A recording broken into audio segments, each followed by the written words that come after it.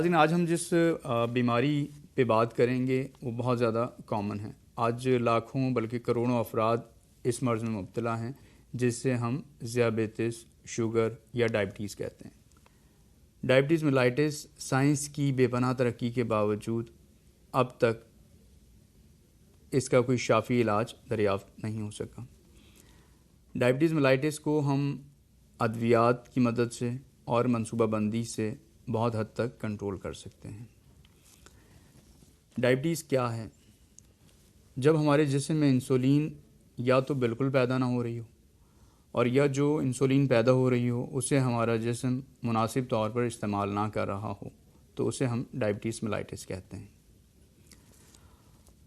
इंसानी जिस्म में शुगर की एक मिकदार बहुत ज़रूरी होती है जो कि खाने से पहले 60 और 90 मिलीग्राम होनी चाहिए और खाने के बाद 90 से 120 मिलीग्राम ग्लूकोज़ लेवल होना चाहिए।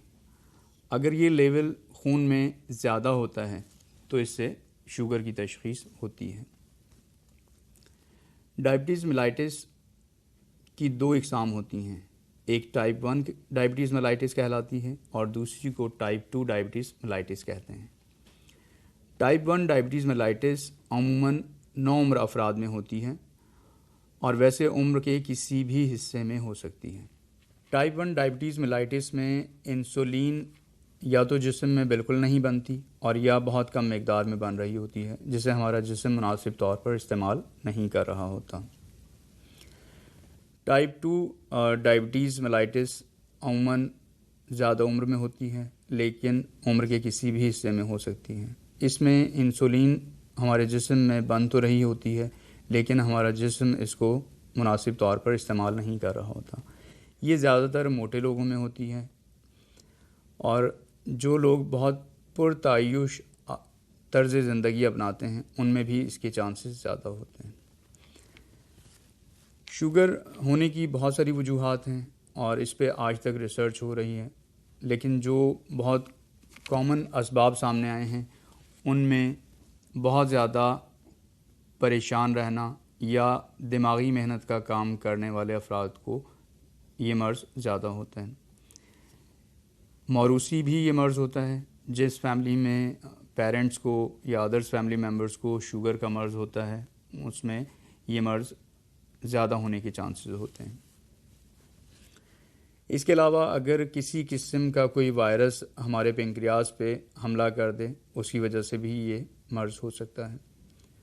और इसके साथ साथ अगर हमारा दिफाई निज़ाम किसी भी वजह से डिस्टर्ब हो जाए उसकी वजह से भी डायबिटीज़ मेलाइटिस हो सकती है। टाइप 1 डायबिटीज़ मेलाइटिस अमूमन शुगर में जो लोग मुब्तला होते हैं वो 10% टाइप 1 में होते हैं और टाइप 2 में जो मुब्तला होते हैं वो तकरीबन 90% होते हैं।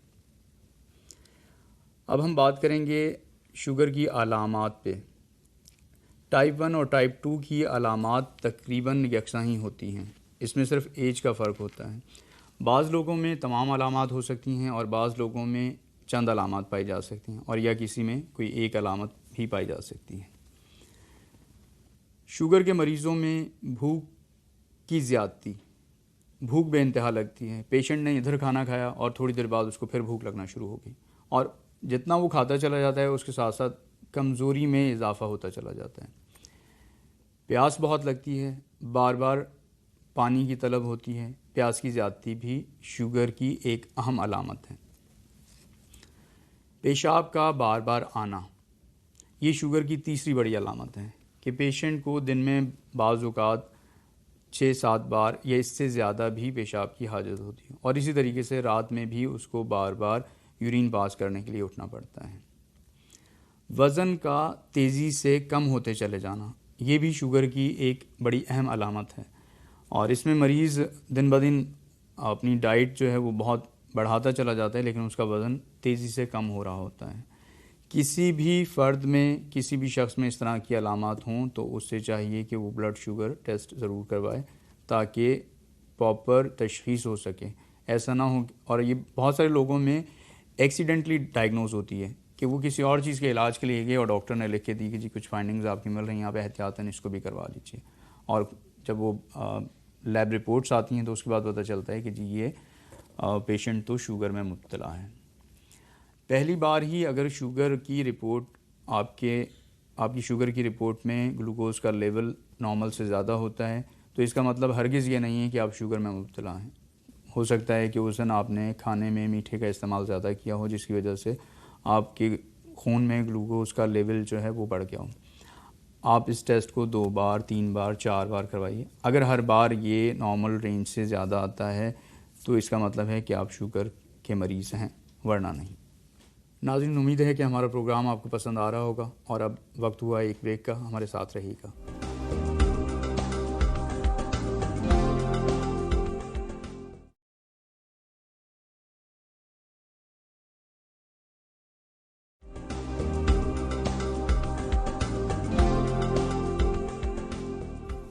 शुगर के मरीज़ों को ये बात जहन नशीन कर लेनी चाहिए कि इस मर्ज़ से मुकम्मल छुटकारा मुमकिन नहीं है। आप शुगर कंट्रोल रख के अपनी सारी ज़िंदगी नॉर्मल तरीके से गुजार सकते हैं और तमाम किस्म की एक्टिविटीज़ में हिस्सा ले सकते हैं, लेकिन इसके लिए आपको ज़रूरत होती है बेहतर मनसूबाबंदी की। कुछ प्लानिंग करेंगे जिससे आप सारी ज़िंदगी नॉर्मल तरीके से गुजार सकें, आपके शुगर लेवल भी जो है वो बहुत ज़्यादा डिस्टर्ब ना हो। टाइप 1 डायबिटीज़ मेलाइटिस के मरीज़ों को ये बात याद रखनी चाहिए कि उनको हमेशा इंसुलिन के इंजेक्शन ही लगवाना ज़रूरी है।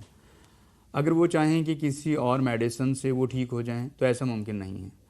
अगर वो ट्राई के तौर पे भी किसी दूसरे तरीके इलाज को आज़माते हैं या जो मेडिसिन शुगर के हवाले से पाई जाती हैं जो टाइप 2 पेशेंट्स को दी जाती हैं, अगर वो इस्तेमाल करेंगे तो उन्हें कोई फ़ायदा नहीं होगा, बल्कि उनका मर्ज़ जो है वो बढ़ सकता है, शुगर लेवल ज़्यादा हो सकता है जिसकी वजह से कॉम्प्लिकेशंस भी पैदा हो सकती हैं।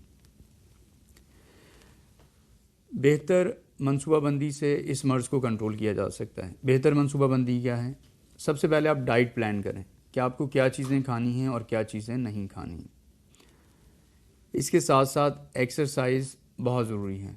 जो लोग एक्सरसाइज करते हैं उनका शुगर लेवल बहुत तेज़ी से कंट्रोल में आ जाता है और बाज़ औक़ात उन्हें किसी मेडिसिन की ज़रूरत नहीं पड़ती और वो एक नॉर्मल ज़िंदगी गुजारते हैं। डाइट में कोशिश ये की जाए कि डायरेक्ट शुगर का इस्तेमाल ना करें और अगर शुगर लेवल बहुत ज़्यादा है तो इनडायरेक्ट शुगर भी ऐसे पेशेंट में मना होती है। कभी कभार फल खा सकते हैं। बाज़ शुगर के पेशेंट चीनी को अपने लिए बिल्कुल ममनू करार दे देते हैं, जो कि मुनासिब नहीं है, क्योंकि शुगर भी हमारे जिस्म की बुनियादी ज़रूरत है। शुगर के पेशेंट इनडायरेक्ट शुगर कभी कभी इस्तेमाल कर सकते हैं, जैसे कि कभी मौसम में कोई ऐसा फल खा लिया जिससे उनके बॉडी की रिक्वायरमेंट जो है वो पूरी हो। सपोज़ कभी सेब इस्तेमाल कर लिया, कभी केला, चीकू, अमरूद और खरबूजा भी खा सकते हैं। पैदल चलना सबसे बेहतर एक्सरसाइज है। अगर शुगर के मरीज़ पैदल चलना शुरू कर देते हैं और रोज़ाना 20 से 25 मिनट की वॉक करते हैं तो वो काफ़ी हद तक नॉर्मल ज़िंदगी गुजार सकते हैं। टाइप 2 डायबिटीज़ मेलाइटिस के पेशेंट्स मेडिसिन इस्तेमाल कर सकते हैं, उन्हें इंसुलिन की ज़रूरत नहीं होती। वो किसी भी अच्छे फिजिशियन को दिखाएं और चाहें तो होम्योपैथिक मेडिसिन से भी इस मर्ज़ को कंट्रोल किया जा सकता है।